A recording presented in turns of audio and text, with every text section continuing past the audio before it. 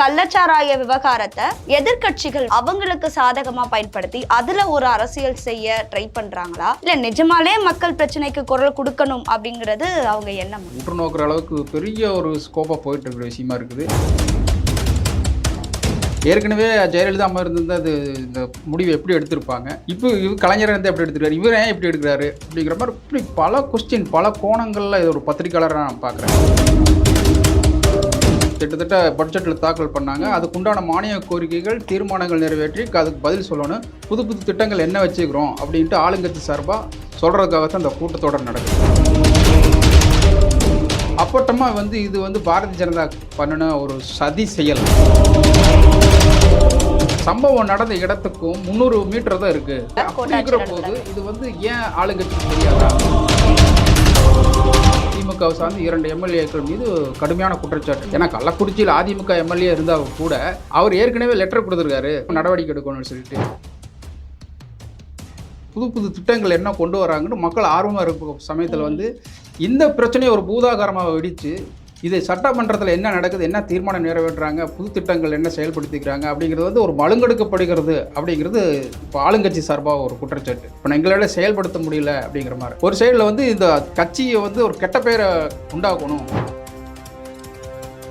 சட்டமன்ற கூட்டத்தொடரில் எதிர்க்கட்சிகள் வந்து தன்னோட தேவைகளை தீர்மானங்களை சொல்கிறதுக்கு வாய்ப்பு கொடுக்கணும்.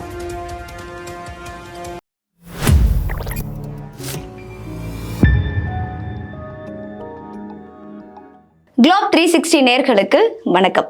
இன்னைக்கு நம்ம நிகழ்ச்சியில அரசியல் விமர்சகரும் மூத்த பத்திரிகையாளருமான நாச்சி செல்வராஜ் அவர்கள் இணைஞ்சிருக்காரு. வணக்கம் சார். வணக்கம் சார். ஆக்சுவலாக சட்டமன்ற கூட்டத்தொடர் வந்து கூட்டியிருக்கு. அண்ட் ஆல்மோஸ்ட் பார்த்தீங்கன்னா டெய்லியுமே ஏதாவது ஒரு அமளி இல்லை பிரச்சனைனால அதிமுக எம்எல்ஏக்கள் வந்து வெளிநடப்பு செய்கிறாங்க, இல்லை அவங்களையே வந்து வெளியில் வந்து குண்டுக்கட்டாக தூக்கிட்டு வந்து வெளியில் போட்டுறாங்க. ஸோ இந்த மாதிரிலாம் வந்து சட்டமன்ற கூட்டத்தொடரில் தற்போது நடந்துட்டுருக்கு. ஸோ இந்த கள்ளச்சாராய விவகாரத்தை எதிர்க்கட்சிகள் வந்து அவங்களுக்கு சாதகமாக பயன்படுத்தி அதில் ஒரு அரசியல் செய்ய ட்ரை பண்ணுறாங்களா இல்லை நிஜமாலே மக்கள் பிரச்சனைக்கு குரல் கொடுக்கணும் அப்படிங்கிறது அவங்க எண்ணமா? இது சரியான ஒத்த ஒரே கேள்வி, நல்ல கேள்வி. இதில் வந்து பல கோணங்கள் இதில் பார்க்க வேண்டிய சூழ்நிலை இருக்குது. ஏன்னா வந்து ஒரு சட்டமன்ற கூட்டத்தொடர் நடக்கிறதுக்கு முதல் நாள் வரைக்கும் எந்த பிரச்சனையும் இல்லை. நாளைக்கு நடக்குதுன்னா இன்னைக்கு வந்து ஒரு பெரிய சம்பவம், அதாவது இந்தியாவே திரும்பி பார்க்குற அளவுக்கு ஒரு பெரிய சம்பவம் நடக்கிற போது வந்து இது பல கோணங்களை சிந்திக்கக்கூடிய செயலாக இருக்குது. உதாரணத்துக்கு சொல்ல போனால் இப்போ ஆளுங்கட்சி, அந்த கட்சி சார்புள்ள நபர்கள், எதிர்க்கட்சி சார்புள்ள நபர்கள், அதுபோக பொதுமக்கள், அதுபோக மத்திய அரசு சார்ந்த தேசிய கட்சிகள், இப்படி பல வகையாக பிரித்து பார்க்கணும் இந்த விஷயத்தை. ஏன்னா விஷயம் அந்தளவுக்கு போயிட்டுருக்கு. உற்று நோக்குற அளவுக்கு பெரிய ஒரு ஸ்கோப்பாக போயிட்டுருக்கிற விஷயமா இருக்குது. ஏன்னா ஒரு சைடில் வந்து இந்த கட்சி ஆளுங்கட்சி இதை வந்து ராஜினாமா செய்யும் ஒரு சைடு சொல்கிறாங்க, ஒரு சைடு வந்து அதுக்குண்டான விஷயங்களை என்னென்ன பண்ணுறாங்க. ஏற்கனவே ஜெயலலிதா அம்மா இருந்திருந்தால் அது இந்த முடிவு எப்படி எடுத்திருப்பாங்க, இப்போ கலைஞர் வந்து எப்படி எடுத்துருக்காரு, இவர் ஏன் எப்படி எடுக்கிறாரு அப்படிங்கிற மாதிரி இப்படி பல கொஸ்டின் பல கோணங்களில் இது ஒரு பத்திரிகையாளராக நான் பார்க்குறேன். இப்போ வந்து ஒவ்வொரு விஷயமா நாம் வந்துடுவோம், ஒவ்வொரு லேயராக வருவோம்.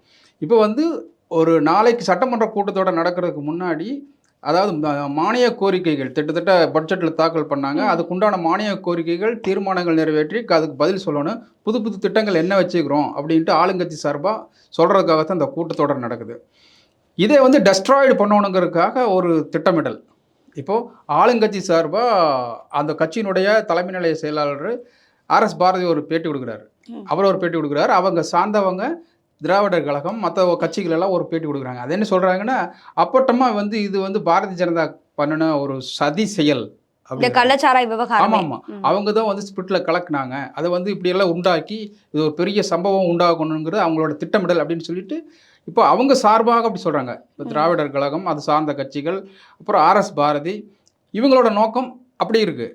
அதை வந்து மிகப்பெரிய ஒரு உந்துகோலாக இருக்குது. இது வருது என்ன ஒரு பெரிய கொஸ்டின் மார்க்காக வருது, ஒருவேளை பாரதிய ஜனதா பண்ணியிருப்பாங்களோ அப்படிங்கிற மாதிரி ஒரு கொஸ்டின். அதான் எங்களில். ஸோ வந்து அந்த மாதிரி ஒரு நோக்க பார்வை அப்படி ஒன்று இருக்குது. ரெண்டாவது, எடப்பாடி பழனிசாமி எதிர்க்கட்சி தலைவர் என்ன சொல்கிறாரு, இப்போ வந்து அந்த சம்பவம் நடந்த இடத்துக்கும் 300 மீட்டர் தான் இருக்கு. இப்போ நீதிமன்றம், மாவட்ட ஆட்சியர் எல்லாமே பக்கத்துல இருக்காங்க. போது இது வந்து ஏன் ஆளுங்கட்சிக்கு தெரியாதா அப்படின்ட்டு அவர் ஒரு கேள்வி. அதே சமயத்தில் வந்து இது தெரிஞ்சு தான் பண்ணுறாங்க. 2 எம்எல்ஏக்கள் திமுகவை சார்ந்து 2 எம்எல்ஏக்கள் மீது கடுமையான குற்றச்சாட்டு. அவங்க மூலமாக தான் இதெல்லாம் நடக்குது. ஏன்னா கள்ளக்குறிச்சியில் அதிமுக எம்எல்ஏ இருந்தால் கூட அவர் ஏற்கனவே லெட்டர் கொடுத்துருக்காரு, இது சம்மந்தமாக நடவடிக்கை எடுக்கணும்னு சொல்லிட்டு. அதே சமயம் வெட்டு தீர்மானங்கள் சட்டமன்றத்தில் வந்து தீர்மானமாக நிறைவேற்றணும், இதை பற்றி பேசணும் அப்படின்னு சொல்லிட்டு அந்த எம்எல்ஏ கேட்டிருக்காரு, சபாநாயகர்கிட்ட பேப்பரை கொடுத்து கேட்டிருக்காரு. இப்படியெல்லாம் பார்க்குற போது இது சாதாரண விஷயம் இல்லை, ஏற்கனவே இது நடந்துகிட்ருக்கு, ஏன் வந்து முதல்வருக்கு தெரியாதா அப்படிங்கிறது எதிர்க்கட்சிகள் கேள்வி.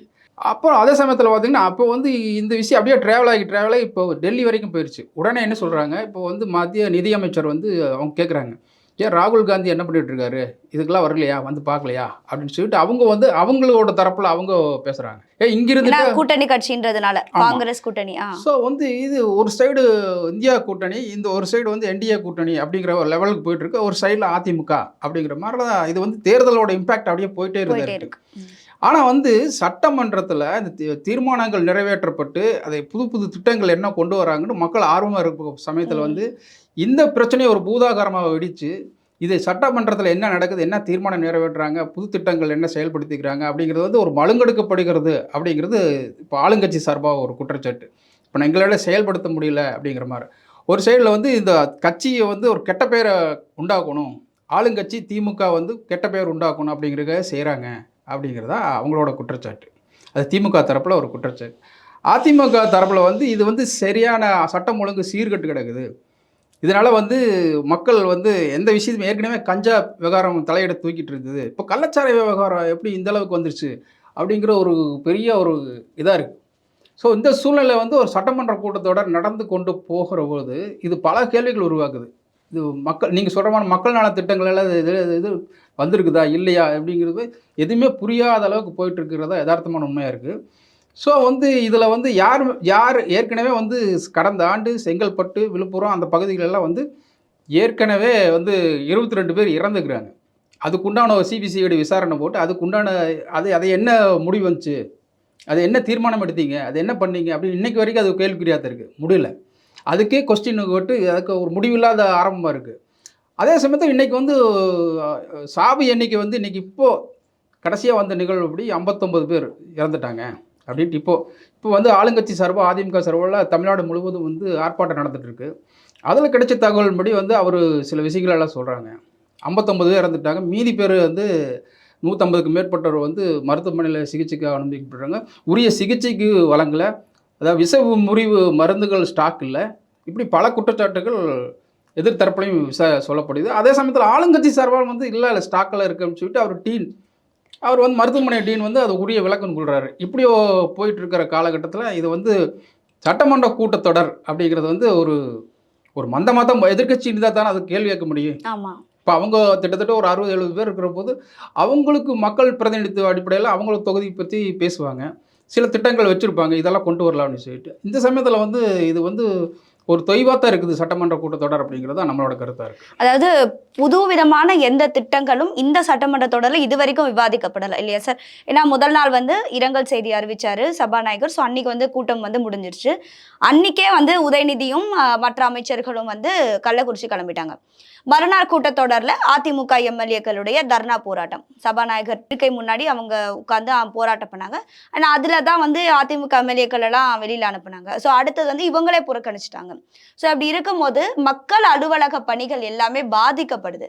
இதனால சட்ட ஒழுங்கு பிரச்சனையோ இல்லை மற்ற பிரச்சனைகள் ஏதாவது வர வாய்ப்பு இருக்கா? அதாவது என்ன சொல்றீங்கன்னா, ஒரு சட்டமன்ற கூட்டத்தொடரில் எதிர்க்கட்சிகள் வந்து தன்னோட தேவைகளை தீர்மானங்களை சொல்றதுக்கு வாய்ப்பு கொடுக்கணும். இந்த அரசாங்கம் வந்து இவங்க சொல்றது என்னன்னா, எங்க அரசாங்கம் சமூக நீதி அரசாங்கம் அப்படிங்கிறாங்க, இவங்க என்ன சொல்றாங்க விடிய அரசுங்கிறாங்க. விடிய அரசு.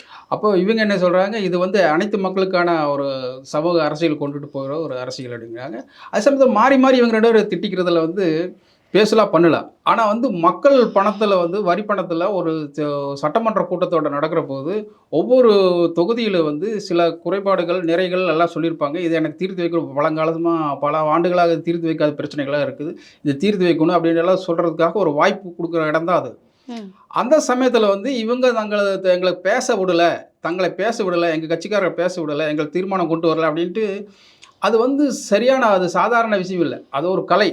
அது வந்து அப்போவெல்லாம் வந்து அண்ணா காலத்தில் ஆமாம், அவங்க அப்படியே இருக்கிற போதெல்லாம் திட்டத்தட்ட கலைஞர் காலத்துலலாம், எம்ஜிஆர் காலத்துலலாம் ஒரு திட்டத்தை ஒரு தீர்மானத்தை கொண்டு வரணும்னா முதல் நாளே போய் சபாநாயகரை சந்திச்சு இந்த மாதிரி முக்கியமான விஷயம் இருக்குதுன்னு சொல்லிட்டு கோரிக்கை வச்சு பேசுவாங்க. இவங்களுக்கும் அதிமுகவுக்கும் அந்த அளவுக்கெல்லாம் தெரியறதில்ல. எப்படி என்ன அணுகிறது, எப்படி பேசுறது அப்படிங்கிறது அதுவும் புரியறதில்ல.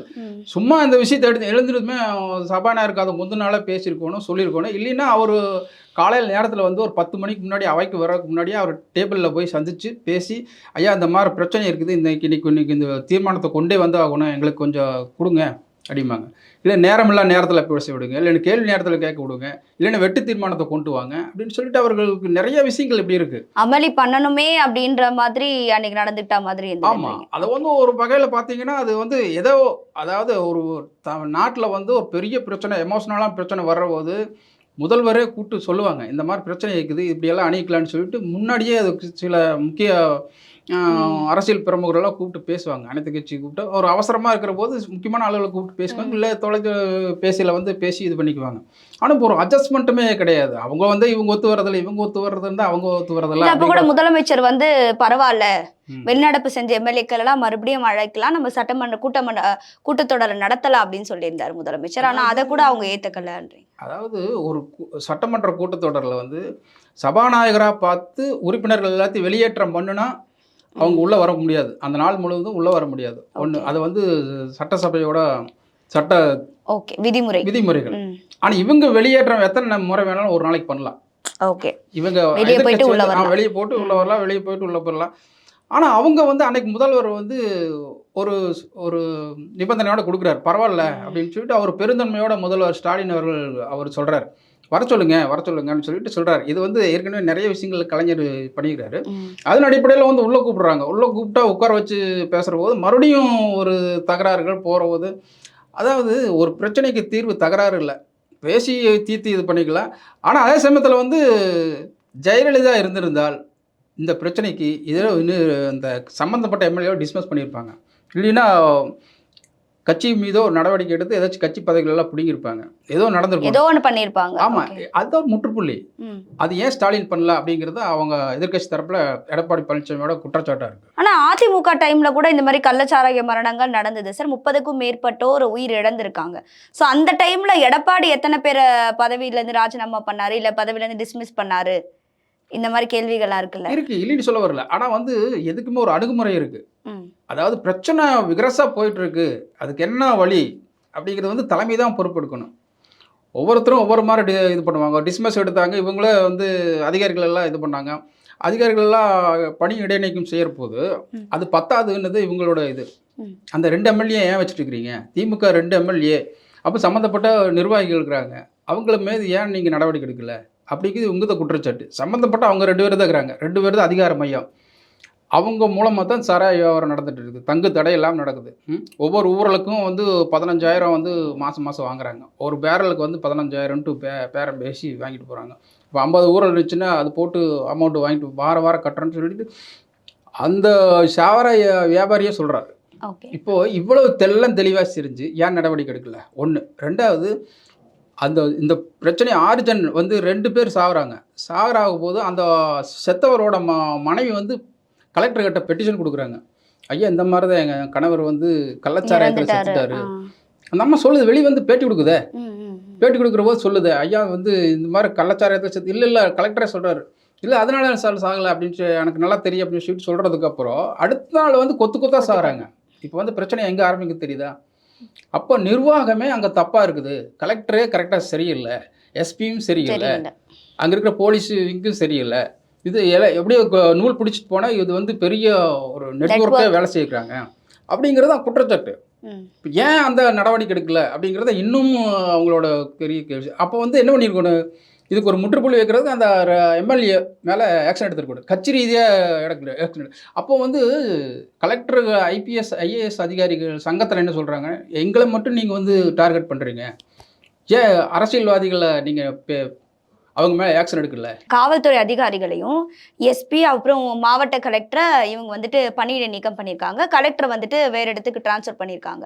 இவங்கெல்லாம் வந்து அரசு அதிகாரிகள், ஒரு இடத்துலேருந்து இன்னொரு இடத்துக்கு டிரான்ஸ்ஃபர் பண்ணலாம், இல்லை பணியிட நீக்கம் செய்யலாம்.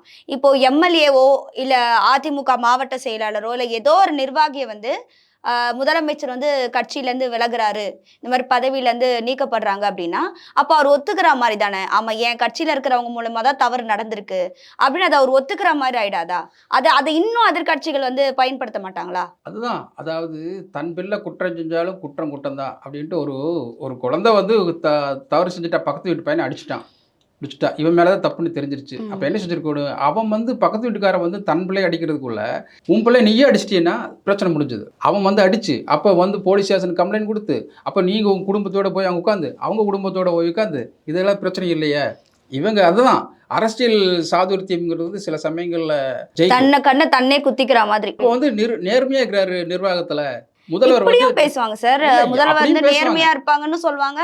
இன்னொரு தரப்பு பாத்தீங்களா, திமுகல இந்த மாதிரி நடக்குது. ஆல்ரெடி ஜாஃபர் சாதிக்கும் திமுகல தான் இருந்தாரு, அதனாலதான் தமிழ்நாட்டுல போதைப் பொருள் அதிகமா விற்பனை ஆகப்பட்டுச்சுன்னு சொன்னாங்க. ஆமா. இப்போ இதுவும் திமுக நிர்வாகிகளை அவர் வந்து டிஸ்மிஸ் பண்ணாலோ இல்ல ஏதாவது ஒரு சட்ட ரீதியா நடவடிக்கை எடுத்திருந்தா திமுகல அப்ப இந்த மாதிரி ஆட்கள் இருக்கிறாங்க அப்படின்னு சொல்லுவாங்க. உண்மைதான். அதாவது யார்கிட்ட பதவி அதாவது அதிகாரம் இருக்கு, முதல்வர்கிட்ட. முதல்வர். முதல்வருக்கு அடுத்து யார் இருக்கிறாங்க, உள்துறை செயலாளர் இருக்கிறாங்க. உள்துறை செயலாளருக்கு அடுத்து யார், மாவட்ட நிர்வாக எஸ்பி, டிஜிபி, அந்த லெவலில் தான் இருப்பாங்க. அப்போ நீங்கள் அங்கிருந்து பார்த்தீங்கன்னா யாரை கை காட்டுவாங்க, எடுத்துமே இவங்க தான் சொல்லுவாங்க. இப்போ உள்துறை செயலாளர் அவங்க செயல்படலையா, அவங்க மேலே குற்றச்சாட்டு. அப்போ ஏற்கனவே வந்து அங்கிருந்து விஆர்எஸ் வாங்கிட்டு போன மோகன்கிறவர் வந்து எஸ்பி வந்து அவர் சொல்லிக்கிறாரு, இங்கே வந்து ரொம்ப கட்டுப்படுத்த முடியாத சூழ்நிலையாக இருக்குது அப்படின்னு ஒரு மாதத்துக்கு முன்னாடி சொல்லிக்கிறாரு. கொடுத்துட்டு நான் வந்து விஆர்எஸ் வாங்கிக்கிறேன் அப்படின்னு சொல்லிக்கிறாரு.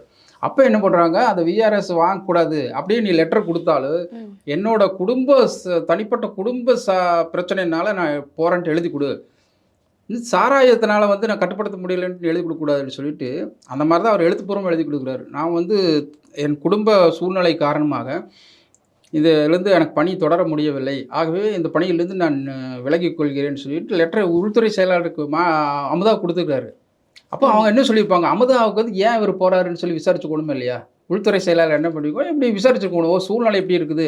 அப்போது அங்கே வந்து எல்லை மீறி போயிட்டுருக்கு. இப்போ வந்து ஒரு பத்திரிகையாளராக பார்க்குற போது அப்படியெல்லாம் யோசிக்க தெரியுமல்ல, ஏன் உள்துறை செயலாளருக்கு அந்த லெட்டர் போகிற பத்திரிகையாளர் இருக்கனால ஆழ்ந்து சிந்திச்சு இந்த மாதிரி நடந்திருக்கலாமோ. ஆமாம். அப்போ வந்து உள்துறை செயலாளர் என்ன பண்ணியிருக்கோம், உண்மையாகவே இவர் வந்து குடும்ப சூழ்நிலையாக போகிறாரா இல்லை இது பண்ணிக்கிறார். இப்போ வந்து அவங்க அமுதா மேலேயும் இப்போ முதல்வர் கேட்பார், என்னாச்சு ஏதாச்சு, ஏங்க அவங்க இப்படி பண்ணிவிட்டீங்களே அப்படின்னு சொல்லிட்டு அவங்க மேலேயும் ஒரு இதாக இருக்குது, ஒரு கேள்விக்குறி வருதல் இல்லையா?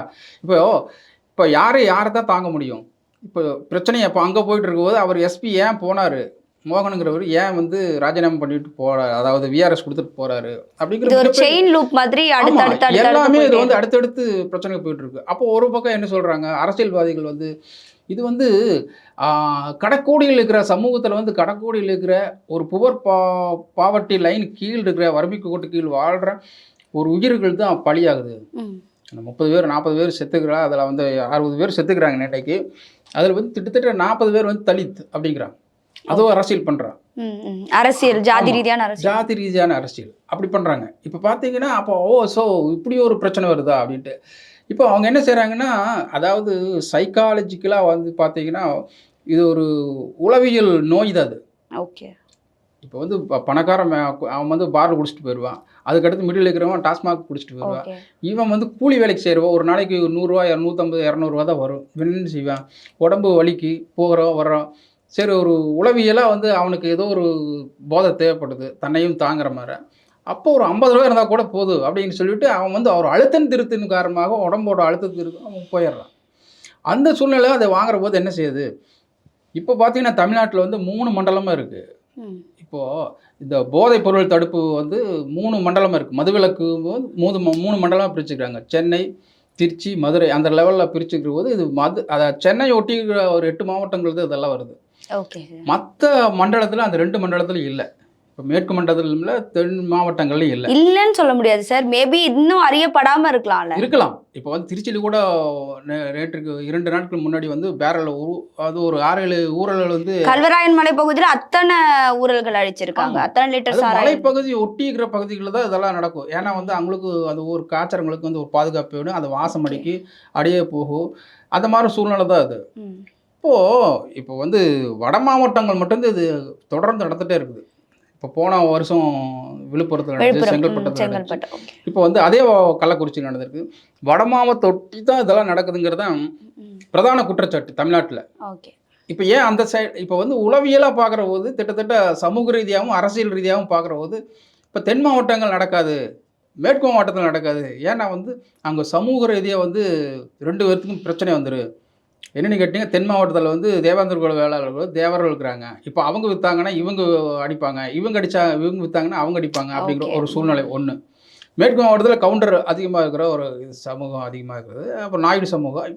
இப்போ வந்து அதுவும் பார்த்தீங்கன்னா ஒரு கிட்டத்தட்ட அது 7-8 மாவட்டங்களில் பார்த்தீங்கன்னா அந்நிய செலவணியே வந்து 1800 கோடி ஒரு 6-7 மாதத்துக்கு ஒருக்கா வருது.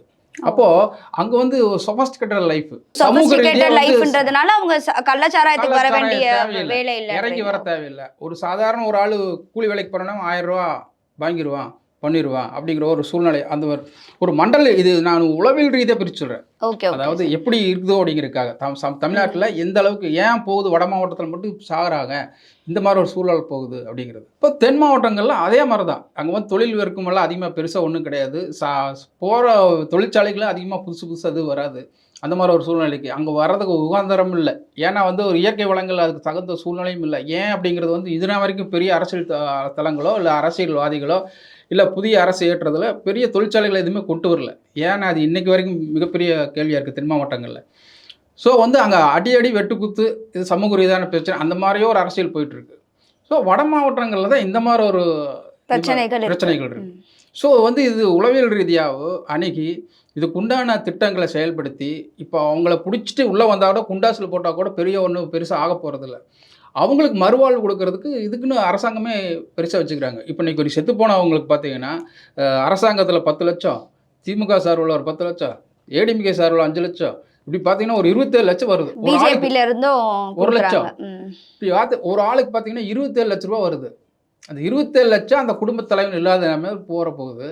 அவங்களுக்கு அந்த 27 லட்சத்தில் வந்து எப்படி அவங்களுக்கு ஒரு பிரம்மாண்டமாக இருக்குது. 50 ரூபாவுக்கு போராடின ஒரு ஆள் ஒரு குடும்பத்தில் 27 லட்சம்ங்கிறது அவங்களுக்கு எப்படி மிகப்பெரிய ஒரு தொகையாக இருக்குது. இதை வச்சு அவன் எப்படி வாழ்வான்? இப்போ அவங்க அரசியல் அவனை வந்து அதே சமயத்தில் இந்த சைடு பாருங்கள் எப்படி இப்போ சாராயம் வித்துட்டு இருந்தவன், வியாபாரம் பண்ணிகிட்டு இருந்தவன், ஊழல் போட்டவன், அவன் தொழிலாளி பண்ணிகிட்டு இருந்தவன், அவனுக்கு பாஸாக இருந்தால் அவனுக்கெல்லாம் என்ன செய்வாங்க? இப்போ அவங்க வந்து எனக்கு வேறு தொழில் தெரியாதும்பா, எனக்கு இந்த தொழில் தான் தெரியும்பா, அவன் வெளியே விட்டால் கூட அந்த தொழில் தான் வந்து செய்வான். இதுக்கு அரசு வந்து ஒரு சரியான முடிவு எடுத்து இது மறுவாழ்வு கொடுக்கறதுக்காக உண்டான இது மாவோயிஸ்ட் தீவிரவாதிகள், டெக்ஸ்டைட்டுகள் அவங்க வந்து மீண்டும் வந்து நாங்கள் வந்து திருந்தி வாழ்கிறோம் அப்படின்னு சொல்கிறாங்க இல்லையா, அவங்களுக்கு தொழில் அமைச்சு கொடுக்குறாங்க இல்லையா, அந்த மாதிரி ஏதோ ஒரு தொழில் அமைச்சு கொடுத்து இது நிரந்தர தீர்வு காணணுங்கிறதா ஒரு பத்திரிகையாளனா என்னோட பார்வையாக இருக்குது. சரி, இப்போது முதல்வரை ராஜினாமா செய்யணும் அப்படிங்கிறது தான் இப்போ எதிர்க்கட்சிகளுடைய பிரதான கோரிக்கையாக இருக்குது. அது மட்டும் இல்லாமல் மதுவிலக்குத்துறை அமைச்சர் முத்துசாமி அவர்களையும் ராஜினாமா பண்ண சொல்லி அண்ணாமலையும் வந்துட்டு சொல்கிறாரு. ஸோ அப்படி இருக்கும் போது இப்போ திமுக நிர்வாகிகள் தப்பு பண்ணுறாங்க, அவங்க செய்கிற தப்பு அந்த கட்சியை தான் பாதிக்கும். இப்போ அவங்களே வந்து காசு வாங்குறாங்க அந்த வியாபாரிங்க கிட்டேருந்து, இல்லை அவங்களே அந்த கள்ளச்சாராயத்தை விற்பனை பண்ணுறாங்கன்னா அவங்களுக்கு கண்டிப்பாக ஒரு அமௌண்ட்டுன்றது, ஒரு பணம்ன்றது கிடைக்கும். அதை வந்து அவங்க கட்சியில் செலவு பண்ணுவாங்க. ஸோ அப்படி இருக்கும்போது இந்த விஷயங்கள் முதலமைச்சருக்கும் திமுக தலைவருமான ஸ்டாலின் அவர்களுக்கு தெரியாதா? தெரிஞ்சும் அவருக்கு எதுவுமே செய்யாமல் இருக்கிறதுனால தான் இவங்க ராஜினாமா பண்ண சொல்கிறாங்க. இப்போ நிர்வாகிகளை நம்ம வந்து தூக்குறோம், டிஸ்மிஸ் பண்ணுறோம், இல்லை அவங்கள வந்து கட்சியிலேருந்து நீக்கிறோம் அப்படின்னா தலைமையாக இருக்கக்கூடியவரும் தப்பு பண்ணியிருக்காரு, அப்போ அவருக்கு என்ன தண்டனை அப்படின்றதா கேள்வியாக இருக்குது. அதாவது ஒரு அரசு நடத்துறது வந்து சாதாரண விஷயம் இல்லை. அது எல்லா இடத்துலையும் வரும். இப்போ வந்து கிட்டத்தட்ட மோடி சர்க்கார் மேலே வந்து நிறைய குற்றச்சாட்டுகள் சொன்னாங்க. அதை வந்து ஒரு தொழிலதிபருக்கு வந்து சார்ந்து தான் அப்படியே இவர் பண்ணுறாரு, அதானி அம்பானி அவங்களுக்கு தான் சேர்ந்து பண்ணுறாரு, கார்பரேட்டுக்கு தான் சப்போர்ட் பண்ணுறாரு அப்படிங்கிற ஒரு குற்றச்சாட்டு ஒரு பக்கம். அதே சமயத்தில் வந்து இவர் மேலே வந்து நிறையா கொலை குற்றச்சாட்டுகளும் நிறைய இருந்துச்சு. இப்போ வந்து போலி என்கொயரி எஃப்ஐஆர் அது என்கவுண்டர் பண்ணாங்க. அதே சமயத்தில் கோத்ரா ரயில் எரிப்பு சம்பவங்கள், இப்படி பல சம்பவங்கள் இருக்குது. அதுக்கெல்லாம் ராஜினாமா பண்ண சொல்லி நிறைய டைம் சொல்லிக்கிறாங்க. இல்லை, அவர் அந்த டைம்ல முதலமைச்சர் பதவி ராஜினாமா செஞ்சாரே சார் மோடி அவர். யாரு? மோடி வந்து குஜராத் கலவரம் அப்போ ராஜினாமா செஞ்சு அதுக்கப்புறம் அடுத்த தேர்தலில் தானே அவர் ஜெயிச்சாரு. அது காரணம் பார்த்தீங்கன்னா, அது மத ரீதியான பிரச்சனை. மத சம்மந்தப்பட்ட பிரச்சனை. இப்போ வந்து ஒரு ஒரு இடத்துல வந்து மதம் சார்ந்த வந்து பெரும்பான்மையான இடத்துல வந்து எல்லாத்துக்கும் இடைஞ்சலா இருக்கிறாரு. அது மதம் ஒரு அவன் வந்து மதத்த சார்ந்தவன் இல்ல. குறிப்பிட்ட ஒரு ஆள் வந்து மதத்த சார்ந்தவன் இல்ல. அவன் வந்து ஒரு ரவுடியா இருக்கிறான். ரவுடியா இருக்கிறபோது பார்த்தீங்கன்னா, அவன் எல்லாத்தையும் தனக்குண்டானது வந்து பொதுமக்களுக்கு இடைஞ்சல் அடைஞ்சு சொத்துக்கள அபகரிக்கிறான். அந்த சூழ்நிலையில வந்து இவங்க வந்து பார்க்குறாங்க. யார் என்னன்னு பார்க்குறபோது அவர் வந்து மாறுபட்ட ஒரு மதத்துக்காரரா இருக்கிறாரு. அந்த சமயத்தில வந்து இவர மத அரசியலுக்கு எடுத்துட்டு போறாங்க. அவன ஷூட் பண்ணி, இது பண்ணி, என்கவுண்டர் பண்ணி, அதுக்கு உண்டானது வந்து மத அரசியலா கொண்டு வந்து, அங்க ஒரு எமோஷனலா கொண்டு வந்து, தன்னை மீண்டும் அங்க ஜெயிச்சு வராரு. அதுதான் அங்க நடந்த ஒரு விவகாரம். ஆனா, இங்க நடக்கிற விஷயங்கள் வேற. இது வந்து பார்த்தீங்கன்னா, இங்க வந்து மதமோ, ஜாதிக்கோ இடமில்ல அப்படிங்கிறத இவங்க திராவிட மாடலோட ஆட்சியா இருக்கு. அவங்க சொல்லிட்டு இருக்கிற இது. ஸோ வந்து அதுக்கு இதுக்கு நிறைய வித்தியாசங்கள் இருக்குது. இது வந்து இது சம்மந்தப்பட்ட ஒரு விஷயம். இது வந்து ஒரு எம்எல்ஏ மேலே குற்றச்சாட்டு 2 பேருக்கு மேலே அவங்க உண்டான கைத்தடிகள் மேலே அதுதான் அவங்களோட பிரதான ஒரு கோரிக்கையாக இருக்குது. ஸோ வந்து அந்த அளவுக்கெல்லாம் எங்களுக்கு ராஜினாமா பண்ணுற அளவுக்கெல்லாம் இங்கே பேச்சுக்கே இடமில்ல அப்படிங்கிறத திமுக தரப்பு இது. அண்ணாமலை வந்து இன்றைக்கி எப்படி இருந்தாலும் 2026 வந்து சட்டமன்றம் எலெக்ஷன் வருது. அவரு தான் பிரதானமாக அங்கே வந்து அடுத்து முதல்வர் வேட்பாளர் அப்படிங்கிற ஒரு அவங்களுக்கு வந்து ஒரு க்ளீன் சிக்னல் கொடுத்ததுக்காக ஒரு தகவல் இருக்குது. இந்த சூழ்நிலை வந்து இப்போ இப்போவே எலெக்ஷன் வந்து இன்னும் நல்லா இருக்குமே அப்படிங்கிறது அந்த ரீதியில் வந்து அவரோட சொற்ப ஆசைன்னு தான் நினைக்கிறேன். அதில் வந்து நிறைய அதை ராஜினாமா பண்ணுறதுக்கு நிறைய விஷயங்கள் இருக்குது. அந்த அடிப்படையில் வந்து ராஜினாமா பண்ணணும். அதே மாதிரி தான் எடப்பாடி சொல்கிறதும் அப்படி தான். ராஜினாமா பண்ணு அப்படி பார்த்துருந்தா நீங்கள் வந்து அப்பா பிள்ளை 2 பேர்த்த ஒரே சிறையில் போட்டு அடித்து கொன்னாங்களே இதில் திருச்செந்தூரில் அது ஒன்று. அப்புறம் 2வது தூத்துக்குடி சம்பவம் ஸ்டெர்லைட்டில் வந்து 100 நாள் தொடர்ந்து போராட்டம் நடத்திட்டு இருந்து 100வது நாள் வந்து திட்டமிட்டு துப்பாக்கி சூடு நடத்தி அத்தனை பேர்த்து கொண்டாங்களே, வாயிலால சுட்டு கொண்டாங்களே, அப்போ ஒரு ராஜினாமா பண்ணாரா? அதுதானே கேள்வி. இப்போ நீங்களும் ராஜினாமா பண்ணியிருக்கணும், நீங்கள் வழிகாட்டியாக இருந்திருக்கணும்ல அப்படிங்கிறத திமுகவோட குற்றச்சாட்டாக இருக்குது. இன்றைக்கி வரைக்கும் அதுதான் அவங்க பேசிகிட்டு இருக்காங்க. நீங்கள் மட்டும் என்ன செஞ்சீங்க அப்படின்ட்டு. ஸோ வந்து ராஜினாமாங்கிறது வந்து ஒரு அரசியல் நடக்குதா?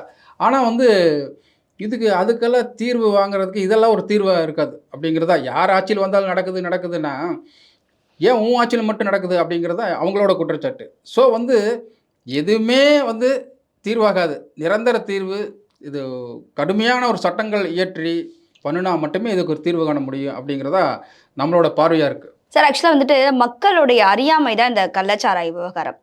ஏன்னா அவங்களுக்கு தேவை ஏதோ ஒரு போதைக்கு அடிமையாகணும். அந்த உடல் வலியை அவங்க மறந்து தூங்குறது. ஏன்னா இறந்தவங்களுடைய குடும்பத்தினர்கள் பேசினது எல்லாமே அவருக்கு குடிக்கிற பழக்கம் இருக்கு, அவரால் டெய்லி குடிக்காம இருக்க முடியாது, அப்படிதான் பணம் இல்லாததுனால இந்த சாராயத்தை வாங்கி அவர் குடிச்சிட்டு இறந்துட்டாரு அப்படிங்கிறது. ஸோ அந்த வறுமை கோட்டுக்கு கீழ் இருக்கிற மக்கள் குடிக்கிறது தான் அந்த சாராயம் அப்படின்ற மாதிரி ஆயிடுச்சு. நீங்களுமே சொன்னீங்க, வட மாவட்டங்களில் தான் அதிகமான விற்பனைகள், தென் மாவட்டங்கள் அதுக்கு அவசியம் படலை. ஏன்னா ஓரளவுக்கு அங்கே இருக்கிறவங்களுக்கெல்லாம் தினக்கூலி கிடைக்குது. ஆனா இறந்தவர்கள் எல்லாருமே வந்து ஒரு நாளைக்கு 300 400 அப்படி சம்பாதிக்கிறவங்க தான் லைஃப்ல. ஸோ அப்படி இருக்கும்போது இந்த 10 லட்சம் மற்ற கட்சியெல்லாம் கொடுத்தது எல்லாமே ஓகே தான். ஆனா அதை கொடுத்து என்கரேஜ் பண்றாங்க அப்படின்னு ஒரு தரப்பினர் சொல்றாங்க. இப்போ சீமானே வந்து எடுத்துக்கிட்டீங்கன்னா எதுக்கு கொடுக்குறாங்க? குடிச்சிட்டு அவன் செத்துருவான், அவனுக்கு நம்ம பணம் கொடுத்து அவனை திருப்பி இன்னொருத்தான் அதை பார்த்து வருவான், அப்போ அதை என்கரேஜ் பண்ற மாதிரி தானே இருக்கும் அப்படின்ற மாதிரி அவர் சொல்றாரு. அப்ப நான் அது ஒரு விதத்துல பார்க்கும்போது அது சரிதானே? இந்த மாதிரி இறக்குறவங்களுக்கு நம்ம கொடுத்து என்கரேஜ் பண்ணலாமா? சீமானோட அரசியல் பார்வை ஒரு வித்தியாசமாக தான் இருக்குது. அதே சமயத்தில் வந்து இப்போ இருக்கிற இளைஞர்களுக்கு வந்து அது வந்து ஏற்றுக்கொள்ளக்கூடியதாக இருக்குது. அவனால தியாகியா செத்துட்டானா போய் வெள்ளைக்கோட்டில் நின்று போராடி எதிராளிகளை ஒழிச்சு அவன் எதிராளி வந்து சுட்டு கொண்டு பாதுகாத்து இவ்வளோ அது செத்து இருந்தால் கூட போய் நீ மாலை மரியாதையோட போய் பார்க்கலாம் செய்யலாம். அவன் சாராயத்தை குடிச்சு போட்டு படுத்து தூக்கிட்டு செத்து போயிட்டான். அவனை போய் பார்க்குறதுக்கு என்ன இருக்குது இதில் அப்படிங்கிறது வந்து ஒரு வித்தியாசமான அரசியல் பார்வையாக தான் பார்க்குறாங்க. இன்றைக்கு இருக்கிற ஜென்ரேஷன் வந்து அதை வந்து முழுக்க 95% பேர் ஏத்துக்கிறாங்க. ஆமா, இது வந்து சீமானோட பார்வை வந்து வித்தியாசமா இருக்கு. இது வந்து நல்ல, அதாவது அவர் என்ன சொல்றாருன்னா, நீ ஆல்கஹால் வந்து யூஸ் பண்ற வர்ற மெத்தனால் போட்டு இது பண்ற, ஏன் வந்து இயற்கை வளங்களை பயன்படுத்தி கல்லு கடை திறந்து வச்சு நாங்கள் வந்து எங்களோட இதுவை உடலுக்கு நல்லது மனதுக்கு நல்லது அதை வந்து ஏன் அதே கொண்டு வரக்கூடாது? அந்த கல்லு விவசாயிகளுக்குமே பெரிய ஒரு வருமானம் கிடைக்கும், ஏன் நீங்க வந்து அப்படி செய்யக்கூடாதுன்னு சொல்லிட்டு அவரோட திட்டமா இருக்கு. ஸோ வந்து சீமானோட பார்வை மிக வித்தியாசமானதா நாங்களும், அதாவது ஒரு பத்திரிகையாளர் வித்தியாசமான ஒரு அரசியலா இருக்குங்கிறதா எங்களோட பார்வையா இருக்கு. ஏன் இப்படி செய்யக்கூடாது, இது ஒரு மாற்று அரசியலுக்கான ஒரு வழிமுறையாக இருக்குது ம். அப்படிங்கிறது தான் சீமானோட அரசியலாக இருக்குது. சீமான் பார்வையும் கரெக்டு தான். இப்போ ஓகே. வந்து அவன் போட்டு எல்லா அரசியல்வாதிகளும் போய் பார்க்கல. சில அரசியல்வாதி எல்லாருமே போய் நின்று பார்த்துட்டு மாலை மரியாதை கொடுத்துட்டு இவ்வளோ செலவு கொடுத்துட்டு ஆனா அவர் போவே இல்ல. போகவே இல்லை. அது வந்து விமர்சனுக்கு உட்பட்டது தான். ஆனால் வந்து அதே சமயத்தில் ஒரு வித்தியாசமான அரசியல் பார்வையாக தான் நான் பார்க்க முடியுது. ம். இது வருங்காலத்தில் வந்து இது தமிழகத்தில் ஒரு அரசியல் மாற்றத்துக்கு உண்டான ஒரு ஏற்படுத்தும். அறிகுறி தான் என்னோட பார்வையாக இருக்குது. அப்படியே எல்லாரும் போய் பணத்தை கொடுக்கணும். கட்சியிலேருந்தும் கொடுக்குறாங்க, ஆட்சியிலேருந்தும் கொடுக்குறாங்க, பிஜேபியும் கொடுக்குறாங்க. அதே மாதிரி அண்ணாமலை என்ன சொல்றாருன்னா, வீடு இல்லாதவங்களுக்கு மத்திய அரசு திட்டப்படி வீடு கட்டி தர, அது ஓகே, வீடு இல்லாதவங்களுக்கு வீடு கட்டி தராங்க. இறந்ததுனால தான் இப்போ அவங்களுக்கு வீடு இல்லைன்றது இப்போ அவர் இறந்ததுனால தெரியுது. இப்போ உயிரோட இருக்கும்போது ஏன் அவருக்கு வீடு இல்லாதது தெரியலையா? இதுக்கு என்னன்னு கேட்டிங்கன்னா, இதுக்கு வந்து வாக்கு அரசியல் அப்படின்ற ஒரு பேர் இருக்கு. பெரிய ஓகே. பேர் இருக்குது. அது வந்து ஒரு போதை, ரொம்ப மிகப்பெரிய போதை. இது வந்து உலகளாவிய ஒரு சிந்தனையாக இருந்துட்டு இருக்கு. ஆனால் சீமான் போன்றவர்களெல்லாம் வந்து இப்போ வந்து அதை மாட்டிட்டு இருக்காங்க. வந்தாவா வராட்டிப்போ, உனக்கு போட்டா போடு போடாட்டிப்போ, இதுதான் அரசியல் பாதை, இதுதான் சமூக நீதி, சரியான அரசியல் ஆமாம். சொல்றேன். அதனால் வந்து இந்த வழியாக வாங்க அப்படின்னு சொல்லிட்டு சீமான் நிற்கிறது அருமையான பாதை. அது வந்து ஒரு வாக்கு வங்கி அரசியலை வளர்த்துட்டு தான் போகும் மொழிய, இது வந்து அதுக்கு நிரந்தர தீர்வு காணாது அப்படிங்கிறது தான் யதார்த்தமான நிலவரம். அப்போ வந்துட்டு இந்த கள்ளச்சாராய விவகாரத்துல பொதுவான மக்கள் தெரிஞ்சுக்க வேண்டியது, சட்டவிரோதமான செயல்களை செய்யக்கூடாது. அப்படி செஞ்சா இந்த மாதிரியான உயிரிழப்புகள் தான் ஏற்படும் அப்படிங்கிறது. அது மாதிரி இன்னும் ஒரு தரப்பு வந்து எப்படின்னா சார், சட்டமன்ற கூட்டத்தொடரில் இந்த மாதிரி அமளிலாம் பண்ணும்போது மக்கள் அலுவலக பிரச்சனைகள் பாதிக்கப்படுது. மக்களுக்கு தேவையான எந்த சட்டங்களும் கொண்டு வரதில்லை. ஸோ இது எல்லாத்தையுமே மனசில் கொண்டு தான் ஆளும் கட்சியாக இருந்தாலும் சரி, எதிர்கட்சியாக இருந்தாலும் சரி, ஆக்கப்பூர்வமான ஒரு கூட்டத்தொடரை நடத்தணும் அப்படிங்கிறது தான் ஒரு குறிக்கோளாக இருக்குது. அதே மாதிரி நாடாளுமன்ற கூட்டத்தொடருமே கூட போகுது. அதான் இன்னைக்கு கூட போகுது. ஸோ அதுலேயுமே வந்து நிறைய விஷயங்களை வந்து எதிர்கட்சியிலேருந்து பேசுறதுக்காக தயாராக இருக்காங்க. அதாவது நீட் முறைகேடாக இருக்கட்டும், மறுதேர்வாக இருக்கட்டும், இல்லை நீட் தேர்வு கேன்சல் ஆனதாக இருக்கட்டும். ஸோ இதெல்லாம் பண்ணும்போது நாடாளுமன்ற கூட்டத்தொடர் எப்படி நடக்கும்னு நினைக்கிறீங்க? அதாவது இது 18வது நாடாளுமன்ற கூட்டத்தொடர் மிகப்பெரிய வித்தியாசமாக இருக்க போகுது. ஏன்னு கேட்டிங்கன்னா, பாதிக்கு பாதி. இப்போ அவங்களுக்கு பாதி, இவங்களும் வெயிட் ஆகுறாங்க. இவங்க 240 பேர் பக்கத்தில் இருக்கிற போது அவங்களும் கிட்டத்தட்ட 270-80 இருக்காங்க. ஸோ வந்து ஒரு 30-40 மிக்ஸ்டான ஒரு இது வெயிட்டாக தான் இருக்குது. அதனால் வந்து தீர்மானங்கள் நிறைவேற்றும் போது சரி, இல்லை எந்த ஓட்டெடுப்பும் சரி, மிகப்பெரிய கவனமாக இருக்கணும். 2 தரப்புமே கவனமாக இருக்கணுங்கிறது தான் கவனமாக இருப்பாங்க. அதே சமயத்தில் பார்த்திங்கன்னா, இப்போ ஒரே நாடு ஒரே தேர்தல் ஒரே மக்கள் அப்படிங்கிற ஒரு மாறுபட்ட கலாச்சாரம் உள்ள நாட்டில் இது வந்து கொண்டு வர்றது மிகப்பெரிய கடினமான ஒரு செயலாக இருக்குது. ஏன்னா வந்து மோடி நினச்சதெல்லாம் செஞ்சுட்டு இருந்தார். இனி அவருக்கு வாய்ப்பு இல்லை. இப்போ வந்து அது பெரிய போராட்டங்களுக்கிடையே, நடைமுறை சிக்கல்களுக்கிடையே கொண்டு வரணும் தான். 10 வருஷம் இருந்த நாடாளுமன்ற கூட்டத்தொடர் இந்த டைம் இருக்காது. ஆமாம், வேற மாதிரி. ஏன்னா நிறைய எதிர்கட்சிகள் இருக்காங்க, நல்ல எதிர்கட்சி இருக்கிறாங்க. அதே சமயத்தில் வந்து ஒரு என்ன சொல்கிறது, ஒரு ஜாம்பவானா வந்து மோடி பார்க்க முடியாது.